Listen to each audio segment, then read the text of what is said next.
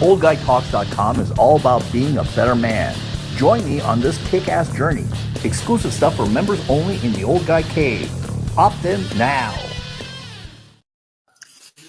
This is Oris, the Old Guy from www.oldguytalks.com. Here tonight, it's light, but it is night, with his special guest, sex therapist Maureen McGrath, nurse, blogger, author, radio talk show host. She wrote a book called Why Sex and Health, Why One Can't Come Without the Other. Obviously, playing words there. She's also a radio talk show host for the Sunday Night Health on Corus Radio in Canada and other areas. She has a website called Back to the Bedroom, and famously, she has a Tedx talk with actually closer to 15 million than 14 million right now. I don't know if you look at that last slide I just did recently. 14,600,000 views. Right? And climbing. So she's a blogger and just a tremendous wealth of information. I had a chance to listen to some of her shows and some other videos where she was interviewed. But before we do that, I need to make a couple of announcements. And first of all, I want to encourage you to opt in at oldguytalks.com. When you do, you're going to get the Old Guy's 3 ways to get laid more frequently without begging. That's right. You don't have to beg. You don't have to turn in your man card. You don't have to be there just begging, being a pathetic creature. And we're going to be talking about some of that with Maureen here also.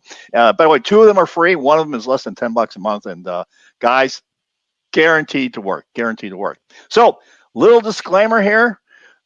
This is from Sue, the IP lawyer. This is not the way Sue would have written it, but she said this will work. This is information only. Consult with an appropriate professional before starting any program. Do not be stupid.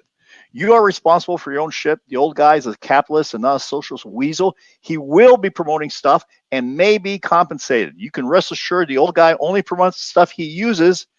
You will have different results. We all have different results. It's not you may have different results. You are very likely to get different results. So, Maureen, let's start off with why is sex important?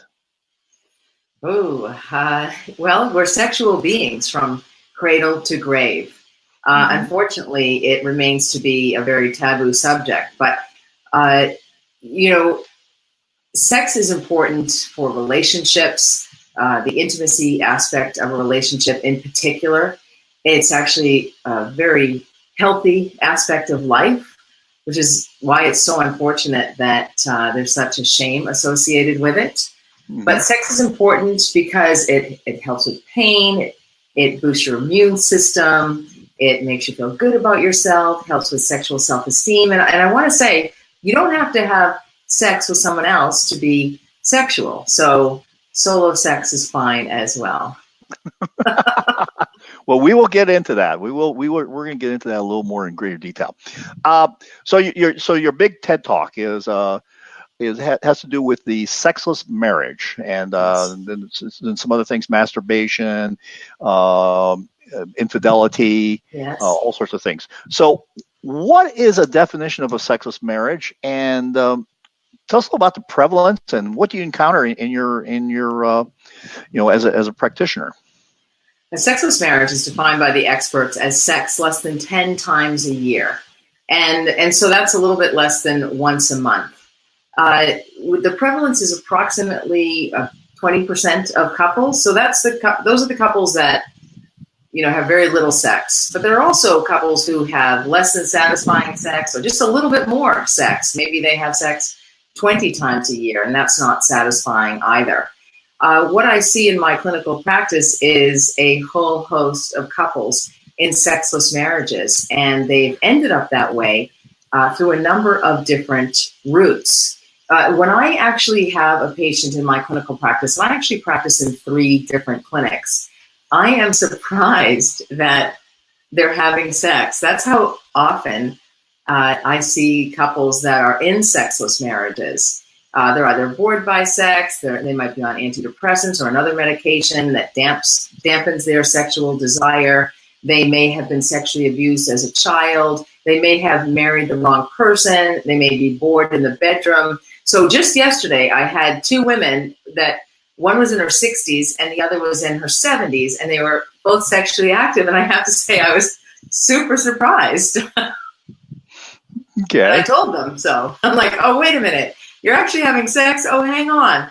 Okay, this is a different this is a different story. This is a different chief complaint here. So, but they were having problems in their intimate lives or in their sex lives.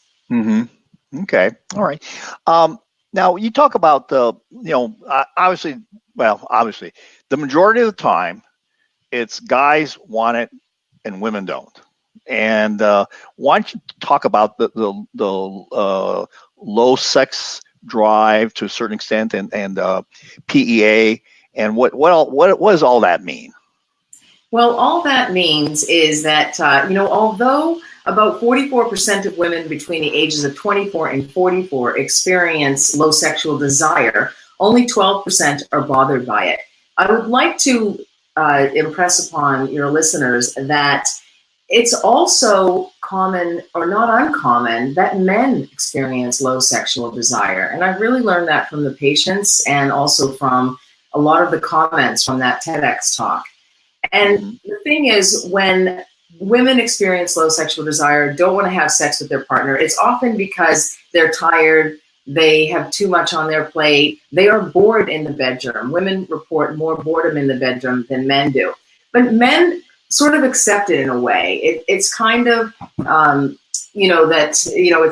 it's kind of the old joke that, are you getting it? Are you getting it? My wife is too tired. My wife is too busy. She has all time for everything else, but not for this.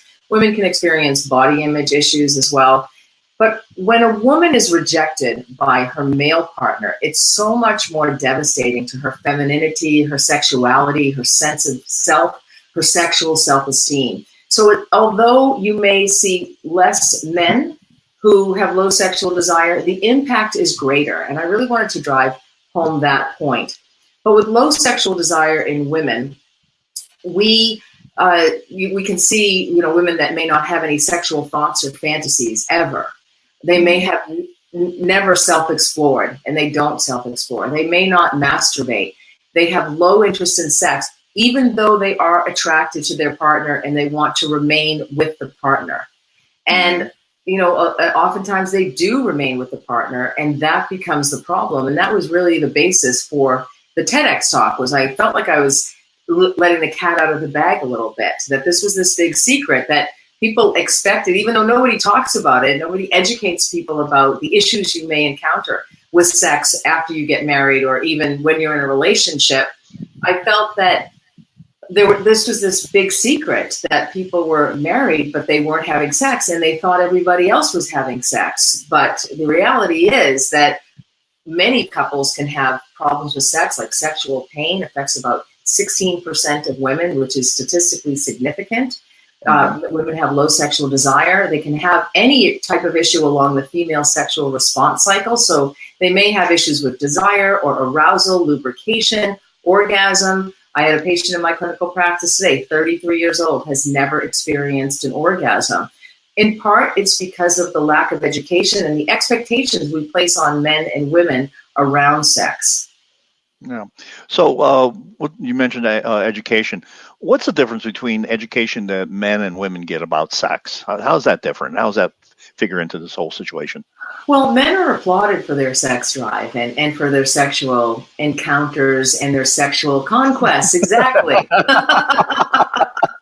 Yeah, hear me roar. That's in general. And women are slut-shamed for their sexual desire or their sexuality. They're not only slut-shamed by other women, they're slut-shamed by men who want to have sex with us, with women. And which always, I find rather hypocritical and hilarious because, it's not, we're not appreciating women for their sexuality, for their sexual self-esteem, and we don't teach women about pleasure. We don't teach women how to self-pleasure. and why it's important to explore yourself so that you can communicate with your partner. I had a patient in my clinical practice today. She's been 5 years in a relationship. She has sexual pain. She has a lot of anxiety issues, no sexual fantasies, no thoughts, doesn't really like it, could do without it. And she's really had a dampened sex drive for her, she's about 25 years of age. And so for some reason, which we're investigating, people expect that young women will have this, but she's embarrassed around sex. The religion she grew up with has had an impact on her. The messages or the lack of messages that she has received have also had an impact. She's uncomfortable with her body. She's not comfortable touching herself. And as I say, if you can't touch yourself, who can you touch? It's important to touch oneself, but we're told that sex is dirty, sex is bad. Private parts is the term that is used to describe women's genitals. So we use words like hoo-hoo and mimi and, vajiji as opposed to the vulva, the vagina, the clitoris. And so women often don't know their parts. They don't look at their parts until there is a problem. Okay. I've never heard those names before. So. Well, I'm sure Arizona has their own list. Maybe it's a Canadian thing. So let's talk about a little bit more about relationships between men and women and this whole and I alluded to it in my about my the three ways about begging. Yeah, you had a different you had a kind of an interesting definition of doggy style on your TED Talk. You want to share that with the listeners here? Yes, well, that is basically, every woman knows this trick. Any busy woman, which is all women, the woman rolls over and plays dead while he gets down on his knees and begs. And that's pretty much it. But it's really sad actually, because it's rejection. And and that has an impact on a sense of self of any man and his sexual self-esteem, how he feels about himself. And, men aren't taught to discuss feelings or talk about their emotions. And so they often internalize this type of thing and this type of behavior where they're repeatedly rejected. And it actually can lead to isolation and loneliness and depression. Yeah. What, you kind of touching on that. How important is it for, in your practice, how important is it for a man to every once in a while feel pursued in a way? Sexual. Who doesn't want to be pursued? That's right. Woman. It's what we love. Absolutely. It's human nature. And everybody wants to be wanted. Everybody wants to be desired. Everybody wants to feel that they are attractive to somebody else. And so it's extremely important. And men complain repeatedly that the woman that they're married to or the woman in their life never initiates sex. And so it's important that, women typically don't initiate sex. It has something to do with how women have been socialized around sex. But men are typically the initiators of sex. And you know what?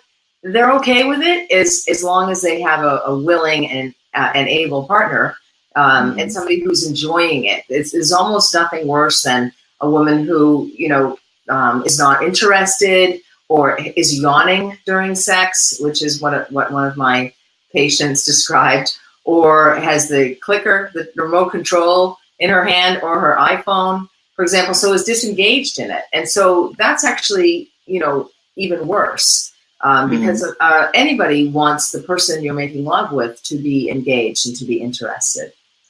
Sure, you want to be present in the whole thing, because otherwise it's kind of an empty act to a certain extent. And presence of mind is critical in terms of cultivating sexual desire. And mindfulness is extremely important. Being in the moment, which is so hard for people today because we are distracted by so much technology. We are distracted by online emails, iPhones, iPads, computers. There's so much to do always. And Netflix is another one. So there are so many distractions. So it's really important that a couple be in the moment and not be distracted by any of those outside influences. And so presence of mind in terms of sex is critical. as opposed to thinking about what shoes you're going to buy tomorrow, or what color you're going to paint the ceiling, because we've all had those thoughts. Those are just kind of now we have a term for this. I'm in a men's group called Wake Up Warrior, and we have a term for this. It's called taking one for the team. Exactly. We've all taken one for the team, and yeah, it's not a bad idea. Yeah, you just kind of like, okay, it's just I'm not into it, but I'll just take one for the team. I'll do it anyway, and we exactly. We call that for women. We call that responsive desire. And it's when a woman doesn't feel like engaging in sex, and especially in a long-term relationship, or she just doesn't feel like it, or she's tired, or whatever, she takes one for the team, or she just does it. I take a page out of Nike's book. You just do it. And you do it, and you enjoy it. So you may not have sexual desire, but if you start to get aroused and excited and lubricated, and you are responding. So we call that responsive desire. And that actually resonates with a lot of women, and that's very healthy as well. Yeah. So since you're talking about responsive desire, why don't you tell us a little bit about the whole concept of linear versus the biopsychosocial model? Of the female sexual response cycle? Yes. Yeah. Well, the linear model is Masters and Johnson's work. And so in the 50s and 60s, they actually brought couples into their laboratories to have sex, and they monitored them having sex, and, to draw out basically what happens. I miss that class in college. You signed up. They rejected you. I wish. I didn't see it. There were thousands of people wanting to get into that research study. So that's the linear model. And it doesn't speak to everybody, especially it doesn't speak to women in long-term relationships. Because as I said, according to research, women actually report more boredom in the bedroom than men. And a long-term relationship will certainly do that. So it starts with female sexual desire, and then it goes on to arousal, excitement, lubrication, plateau, orgasm, and then release. And so that's the linear model.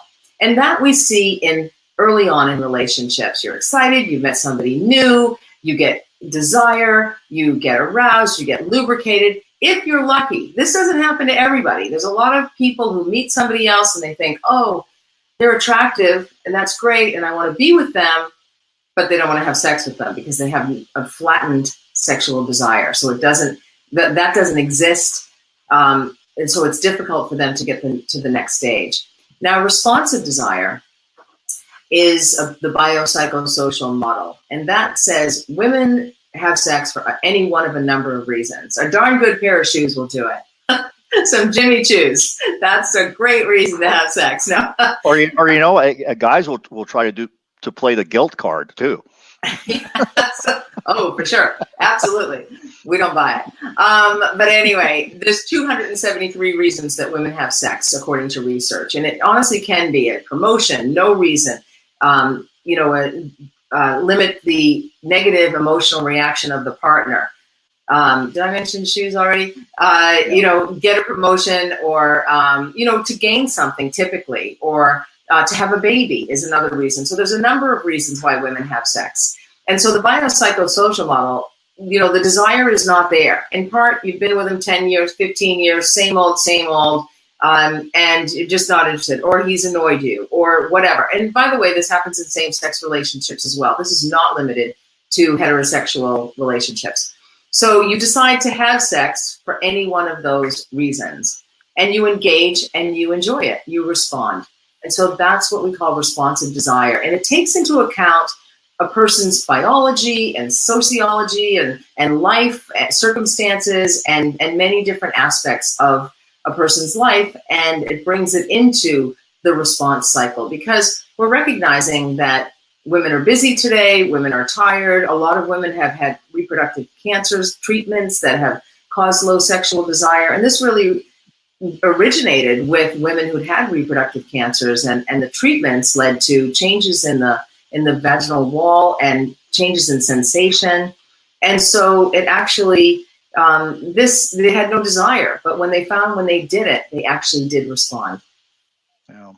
Yeah. I have to share with you, some friends who are gay, and they've been together as a monogamous couple for 25 years. And I was at the gym, and one of them was complaining literally about not having enough sex. Yeah, of course. It was just like, if you heard the complaint, you would have thought that it was a heterosexual complaint, but it was actually a same-sex complaint. Absolutely. Heterosexual couples have not cornered the market on low sexual desire because it's about the same old. You're used to them. You hear them pass gas. They eat a certain way. Oftentimes in a relationship, we love a certain thing about somebody, and that may drive us crazy 5 years down the road, and they repeatedly do it. So there's certain annoyances that when you're living with somebody and having sex with that person. That's why extramarital affairs are so exciting. Now, I'm not condoning those. However, it has the element of surprise, covertness. They're sneaking around. There's sexual tension that can build up prior to. And then, the secret meeting, the going off to hotels or to wherever you're engaging in your extramarital affair. But there's so much excitement. And oftentimes women who are having extramarital affairs will put more blame on their own husband around behaviors that are related to their sneaking and, going outside of the relationship. So it's very interesting, actually, but it can be very thrilling for women, and women who are trying to find out if they're sexually normal will often engage in extramarital affairs, or they have had low sexual desire for their partner until they went to New York City and met somebody, or until the baseball coach threw them up against the wall. And so it comes as a surprise to them. So they actually feel that they had no sexual desire, and then somebody comes along and boom, there it is. Yeah. So what's the proportion of infidelity on the female versus the male side? I think it's probably about even, to be honest with you. It's very difficult to assess the percentage of extramarital affairs, but because people don't really want to even tell an anonymous survey that they've had an extramarital affair. The idea is to keep this secret. But there's a significant number of women in my clinical practice who have had extramarital affairs, and the same for men as well. It's a risk factor to be in a sexless marriage. For men in particular that are in a sexless marriage, very much a risk factor. Infidelity is very much a risk factor. For women, it's not so much the no sex in the marriage. It's more not attracted to their partner, or it's more they just need that excitement. They need that thrill because of that report or those reports of boredom in the bedroom. So after you've been with the same person for a while, it's like, you again? My next book, by the way. It's the same old, or, because they're dealing with finances and kids and in-laws and issues and work. And so it's a stress release more so for men if they're not having sex. And for women, it's more, I'm bored and I've got so much going on and, Yeah. So you mentioned that there's different that men tend to have affairs to stay in a marriage and women to get out. Is that so? Kind of elaborate about that a little bit. Pretty much. Well, I when I started doing sex research about 14 years ago, one of the first trials I worked on was for a medication to increase sexual desire that worked on the brain for women. And so I actually put an ad in one of our. So what's the name of that? No. Oh, Addie. Is that available over the counter? No. Unfortunately, you need a prescription for it. They're giving it out in candy machines. Anyway, 25 cents. No, it's available in the U.S. and it's available in Canada, and it's called Addie, A-D-D-Y-I. And it works on the neurotransmitters. Y-I. Works on the neurotransmitters for women. So when I first put this ad in the paper and said we were recruiting for this clinical trial, I had about 500 phone calls from women. And the ad basically said, are you in a relationship, a committed relationship, monogamous, longer than 1 year? Do you have low sexual desire, but you still want to stay with your partner? And 500 women answered the ad. And they said to me, most of them said, your ad spoke to me. We don't speak about this. We expect women to have sexual desire all the time, especially if they're married. That's like guaranteed fabulous sex for the rest of your life. Nothing could be further from the truth. But so all of these women responded, but then they said, they hadn't had sex with their male partners, and it was a heterosexual study, in 5 years, 8 years, 10 months, 2 years. And they all said, and honestly, I can say this 100%, they said, and I still hear this today from women, but my husband is patient. I thought, that's the strange part, that the husband is patient. So later on, I did some research around with men and, related to that. And, so many men had reported that they had, in fact, cheated. They had gone outside of the relationship. But they wanted to remain married. Both of them wanted to remain married. The man wanted to have sex. The woman didn't, but they both wanted to remain married.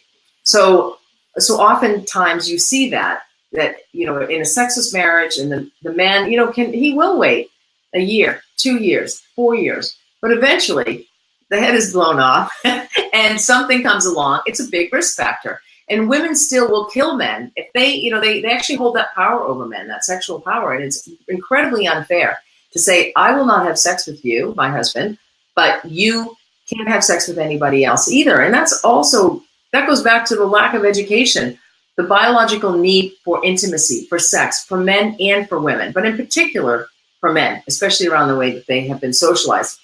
Men have sex to deal with stress. When they're stressed, they have sex. When women are stressed, no sex. So, and of course, I'm generalizing everything because there's always going to be outliers. So for women in relationships, if women go outside of their relationship, if they're looking for somebody else, they are done with their relationship. They've had it. They've been neglected long enough. They've been treated poorly long enough. They are no longer attracted to him. If they ever were, they realize that, hey, at 20, I didn't know sex was important, and now I'm 40. And I've got so many years left, and sex is important, and I want to have a sexual relationship. And so I want to have one with somebody that I'm attracted to. And, the problem with extramarital affairs is that they are exciting. And so you forego all of the other weaknesses or, the issues that you may encounter if you do end up with that person. But when a woman has an extramarital affair, she's often ready to leave for marriage. Mm-hmm. And men won't leave unless they get caught and the woman says you have to go. So if they get caught, the new shame is women saying, okay, you've cheated, but, I don't want anyone to know, you can stay and, we'll try and work it out. And if friends or family do find out about that, or she tells somebody, they'll be like, you're keeping him? So they're actually shaming women for doing that. And they really shouldn't do that, because extramarital affairs or somebody cheating or somebody seeking to cheat just means there are problems in the relationship, whatever those problems may be. So if men are caught or they impregnate another woman, those are two reasons that they will end up leaving the marriage. But otherwise they typically won't leave. Okay. All right. I'm going to switch gears a little bit, kind of go back to something we were talking about earlier. Masturbation. How much is too much? No. How much is too much? Why? Or you put it so quaintly, self-exploration. like it's like the first time you've been there. Well, I've had that question, masturbation, a million times. I'm kind of sick of it. No, so I use self. I'm teasing. Men are worried about that. They worry that they are masturbating too much. I've had men ask me if twice a week is too much. I've had men concerned that, too much masturbation is going to impact their marriage. Some women actually view male masturbation as cheating on them, as they do pornography and other things as well. So, masturbation is part of a healthy sexuality. It's only too much if it's impacting your quality of life. If you can't go to work, or it's impacting your intimacy with your partner. So if it becomes an obsession or an addiction, or, you can't leave the house before you masturbate, you get in the car, you masturbate, and people start to notice, hey, this little masturbation is going a little too far, just a little too frequent, or you're masturbating in front of other people, type of a thing. So, but otherwise, a little self-love never hurt anybody. Oh, okay. All right. let's talk a little bit about porn and what effect porn has on relationships. And I'm going to break this down into older, and then I want to talk. Secondly, I want to go down and talk about younger. What I call them, at 66 or soon to be 66, I call them kids. But millennials, younger in that age. So let's talk about porn as far as how it affects married couples, older married couples. What's your thought on that? Well, it really depends. It's really about communication for a couple. And, oftentimes porn is a sneaking activity. So it's another covert activity, in part because the discussion hasn't happened. And couples don't talk about sex, which is, shocking. They don't talk about their needs or their desires. So for older men and pornography, and certainly women view pornography as well. But, a man can find that his wife is disgusted by his viewing of porn. Now, the flip side of that is we often prescribe porn for men who have erectile dysfunction. And of course, men over the age of 40 are at greater risk of erectile dysfunction. But we do see erectile dysfunction in younger men as well. So, again, it's what's your relationship with porn? How does that impact your relationship with your own wife? There's nothing we can generalize here. There's nothing that we can say this, we can tar everybody with the same brush in terms of porn, especially for older men. Porn's been around since, forever. And, but it's really how you utilize it, how you view it, and how your partner feels about it, and if it's going to impact your relationship. But it has been demonstrated to increase blood flow to the penis. So that's why we may prescribe porn. And, a couple may watch it together. I certainly see a number of couples in my clinical practice that are concerned because he's viewing porn and she finds it disgusting and she views it as cheating on him. And so, again, education around that and how that's impacting their life, how that's impacting their relationship, how that's impacting their intimate life. So one must take all of that into consideration. Mm-hmm. Yeah. Let's talk about young people in porn. Mm-hmm. I have some serious concerns about that in terms of because of expectations. I mean, you get these, and when I say drugged up, and I'm not talking about like on amphetamines or whatever, but basically the guys in the porn movies are all basically taking tons of Viagra, taking tons of all sorts of medication.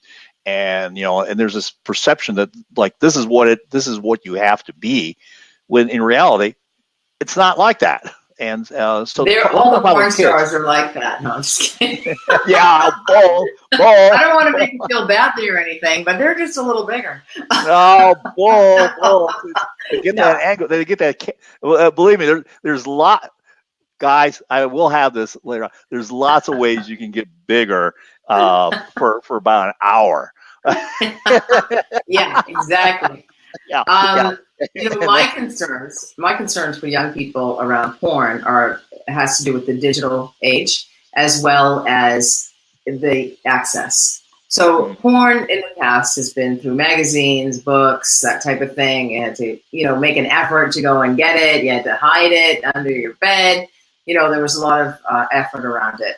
Today, with digital technology and the fact that 80% of porn is free around the world, we have children as young as 2 able to access porn.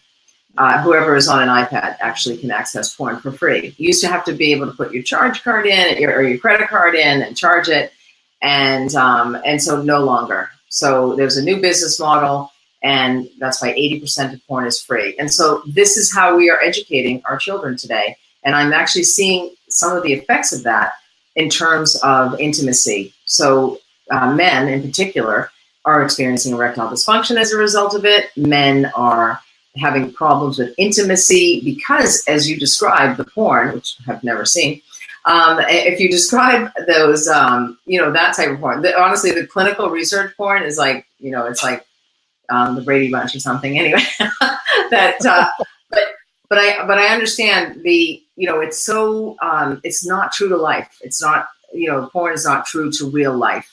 And so people expect that, and that's where they're getting their sex education. And so, I've heard from women that, men in their early 20s are like abusive, thinking that that is what women want because they have viewed that on porn. So there's a number of sexual health issues that are coming out of it. And then the other problem with that is that parents are against educating children in the curriculum, in the schools, about porn. Because everybody's afraid if you mention sex, my child is going to get pregnant by the age of 14. There's this whole fear-based educational approach. And so, when they put out a referendum or a questionnaire or survey, do you think we should educate children about porn?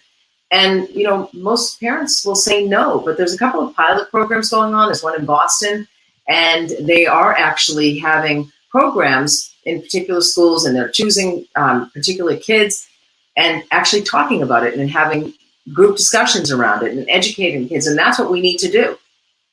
Mm-hmm. Oh, yeah, very definitely. You talked about erectile dysfunction, and for older men, and actually now for younger men, this whole thing of low testosterone is a real big issue. I don't know if you're aware, but there's more young men that suffer from low testosterone than have ever been in the past. And actually the data here, let me just, because I wrote this down here, sperm counts have decreased by 50% since 1973 to 2011. Mm-hmm. And there's a study out of a university in Israel that says that if this continues, by 2060 there will be very few men that will be fertile enough in industrialized countries. They'll be fertile enough to have children, which is a huge issue. What factors do you see are outside of low testosterone? What other factors do you see as contributing to erectile dysfunction? Well, one of the most common things that I see is, the classic guy walks in and he says, I can't have an erection, and I've sized him up already, pun intended. But he has a gut. Oh, pun intended, Maureen. Don't give me pun. Hey, you're a word craft. That's a word crafter too. Don't be doing that thing. I no judgment, but I've sized him up. But typically they are sedentary. And is that a scotch you have in your hand, or is that? Yes, the old guy. Oh, I'm sorry. Usually I have also a cigar, but I can't. I had a dental implant done a few weeks ago, and so normally for my interviews I have a scotch and a cigar. I'm sorry. Oh, wow. I thought. Thanks a lot. I'm sorry, I thought I mentioned that to you in my letter to you. My note. Yeah. Oh no, I always have a scotch and usually a cigar. No, this is the old guy.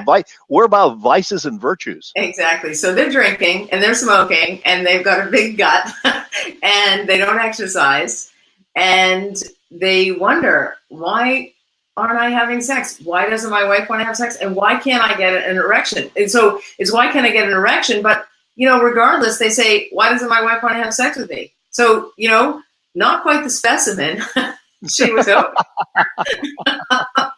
And also their diet is abysmal. And so when you have, not you, but when a person has abdominal weight, it's largely sugar or stress. So right. They poorly manage their stress. We all have stress in life. And so you have to manage that. And also the sugar and everything. And so they tell me that they all say this too. My doctor said I could lose 5 or 10 pounds. And I have a little mathematical equation that I use. And typically I'm like, well, you need to lose 35 or 40 pounds. You're like, what? Yeah. So that's a big contributor because sex is about blood flow. Yeah. 5 pounds is a lifeboat off of the Queen Mary, as one of my friends once said. Exactly. Yeah. And I think doctors want to start you off, they want to say, lose 5 pounds. See if you can do that. They don't talk about weight necessarily. But I'm like, you need to lose 35 pounds. Here's your nutritional plan. You need to exercise. You need to cut down or cut out the alcohol. Stop the smoking, unfortunately, because all of this can impact blood flow. The cigars may be okay. I mean, they're not too. It's not a pack of cigars a day, right? I'm sure I can find a study that will show that cigar smoking elevates your testosterone. I'm sure there's several out there. That's actually reproducible, that one. Absolutely. So, since we were talking a little bit about porn, what's your take on these sex robots? Interesting. There's a lot of lonely people out there, and there's a lot of shy people, and there are a lot of people that, who have grown up in the technology age. And, is it a way to get around some of the prostitution laws? I mean, in Spain, there's a brothel made up of sex robots exclusively. There's one in France too. Yes. And so, you know what? It's part of the digital age. It's, I don't really like to personalize any of this, but it's not for me. But I mean, a lot of people and this is in the work that I do, there's honestly no judgment. So I don't even like to say not for me. But if it's for somebody, if somebody desires that and somebody's comfortable with that and they're okay, and obviously it's going to be mutual and consenting between yourself and a robot. But that's really all that it takes, right? And you see a lot of lonely people out there who are in marriages and aren't having sex, and they may turn to that. Yeah, I think that actually kind of borders on masturbation to a certain extent. It does, absolutely. Yeah, it's. I think it's actually somewhere between masturbation and actual sex, actual penetrative sex. Mm-hmm. So I think it's meet me in the middle. So let's talk about what's the importance of in sexual life, oral sex. What's your thought about that, and what do you think is the value of that? Oh, I think it's a lovely, intimate activity. I believe it should be reciprocal. It's many men enjoy it, more than anything, more than cigars maybe. And and for women as well. A lot of women are, it's very different for men and for women. Mm-hmm. So of course a woman has to be comfortable with herself and appreciate the pleasure and desire this and be comfortable and be vulnerable. And, because you've got to be extremely vulnerable to receive oral sex. But it is often for many women the most pleasurable aspect of sex, because only about a third of women have experienced orgasm, and oral sex is a surefire way to experience orgasm. And for those women, for that 1/3 who have experienced orgasm, 70% require clitoral stimulation. So it's a lovely and beautiful and intimate form of clitoral stimulation. Yeah, that's a surprising statistic, the 1/3. Mm-hmm. Well, there are a number of reasons. I mean, from body image to sexual abuse, and when you have the high numbers of sexually abused children, genital mutilation, when you take into consideration all of the women in the world, many women have been traumatized. Many women have been turned off to sex. Many women have not been educated about sex. Many women have never been educated about pleasure, self-stimulation, masturbation, taking care of oneself, self-love. So there's so many issues around that it doesn't surprise me at all. And many women don't understand. There's going to be a percentage of those women that don't understand, because they've been seeking the Holy Grail, which is an internal orgasm or a G-spot orgasm while their partner is penetrating them. So that's what they've been after. And when they don't realize that most women need or require clitoral stimulation to experience orgasm. Some women feel like it's a failure if they can't experience a G-spot orgasm or an H or an I or an A. There are a number of different erogenous zones within the vaginal walls. Okay, we'll have to get into that maybe on another interview about more specific about that. Where's my cigar? You're saying So, what is it that? Why do you think, as a general rule, couples go apart in sex as they get older? What happens there? It's not necessarily in older. That's a fallacy. Okay. You know, Okay. it's any couple. Any couple is at risk. Honestly, it can fall off the table. That's it. It's just, you know what? We just stopped doing it, and we don't know why. Lack of communication, weight gain, body image issues, medical conditions, depression, medications, low testosterone, not living true to one's sexuality.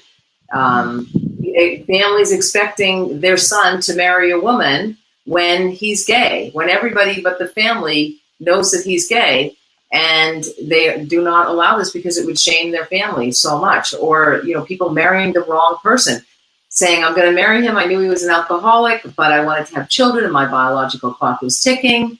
So there's a number of reasons that sex falls off the table, not understanding the importance of it. It's boring, infidelity, having children, financial problems, and the list is endless. How long do we have? Like I said, I think we got another discussion here. So, Maureen, what I'd like to do is a couple things here. I'd like to go. I have a special part of my blog called the Old Guy Talks Man Cave, and I like to go into that cave with you and talk about what you do to counsel couples to have more fun with sex. But and that's in a private exclusive section. But before we do that, the old guy is, as I said, about virtues and vices, and I always like to find out about the vices of my guests on the show. So I have a few questions here, and I think I've done this a number of times, and I think this is actually going to be one of the more interesting segments, folks, of this question for those of you that heard this before. No, you can. I don't think these are going to be things. So if you were to compete in an Olympic event, what would it be? Skiing. Downhill racing. That was not your first thought. What was your first thought? Gymnastics. Oh, I don't know. I think you're hiding something. That was not. You were looking in the. What do they say when you're looking like in the left-hand corner or something? You're trying to avoid something. You were doing that. What kind of music do you listen to? Oh yeah, I love all music. Every genre possible. I love it all. Okay. Yeah, I can't really say one over the other. Of course, yeah. I play the guitar. Oh, wonderful. And, okay. Do you smoke cigars? No. No, I don't. No? Okay. I know lots of women that do. So I know. I look like the cigar smoking type. I don't know what. Hey, you are the one who started. It's like no judging. We're always judging, folks. I know exactly. I like that. I like when people judge me. Yeah, people need to be judging all the time. Yes. So you drink alcohol? You're really getting personal. Of course. Honestly, no. No. Okay. Oh my gosh. So you were just giving me a hard time about me drinking scotch while you were. So you don't drink alcohol. Irish girl doesn't drink alcohol. Irish, my gosh. What do you know. What do you do with those? What do you do? But it actually doesn't agree with me. Yeah, that's why. Because at those Catholic church functions, they always serve you beer before they walk you into the auction. They have to. Liquor. Yeah, they have to. That's you need to deal with all the guilt and shame that's in there. Yeah, spend the money. If you were eating something that's bad for you, what would that be? Oh, sweets, candy. Candy? Yes, of course. All right, and this is the one I'm really, really looking forward to the answer on. I take the fifth. If you were doing something in private, yes, that you don't want anyone to know what it is, what would it be? Well, I'm not sure. I don't want anyone to know what it is. Okay, or you can tell the world right now. Here. In private. My life is a stage. Trying yet another womanizer? No. Which is the best sex toy out there, the womanizer, a clitoral suckling device. Oh, okay. All right. So, yeah, I have one practically every drawer in my house. I realized I opened up the bathroom, I'm like, oh my gosh, there's another one in there. And then in another bathroom, like, oh my gosh, there's another one. So I guess I don't want anyone looking in my bathroom or bedroom drawers. Okay. So, and I believe you have that for sale on your website. Is that correct? I do. Yes, you do. Yes. There's some folks there. You need to go to Back to the Bedroom and check out some of the items for sale on Maureen's. It's really website. The only one, and a little lube and maybe some balls as well, internal silver balls or Kegel balls, because those are really the only products that I find in my clinical practice that will help women to increase sexual desire and increase pleasure for them. And, I prescribe the womanizer for many women who have primary anorgasmia. They have never experienced an orgasm in their entire life. They can be 30, 40, 50, 60, 70, 80. Often widows, maybe they're 80 and they haven't had sex for 10 years and they miss that intimacy. And so I prescribe it for them. And also women with low sexual desire, running some silver balls underneath it's a whole setup. Like, say he's putting the dishes, doing the dishes for rare occasion. Maybe he's doing the dishwasher and you're upstairs, you put the kids to bed and then time for you to go to bed. Run the silver balls under some water, warm or cold, whatever you like, insert them into your vagina, sext your partner, sext your own husband. And, that's arousing for women to actually insert those in and really get in the moment and focus on that. So I really only provide products that I feel will actually help a woman to increase sexual desire, own her sexuality, empower her. So I should put some heels on there as well, some pumps, hot pink pumps. And so that's why I choose, and that's why there's such a limited amount of products available. Yeah, and I think that's also the name of one of your blogs. 50 Shades of Pink. 50 Shades of Pink. That's right. That's right. I knew the word pink was in there. Yes. So folks, Maureen and I are going to go into the old man cave and talk about how to increase the fun in your sex life. We'll have a special executive session. This is Oris the Old Guy from www.oldguytalks.com signing off. And remember, it's all about creating a kick-ass life for yourself and those that you love.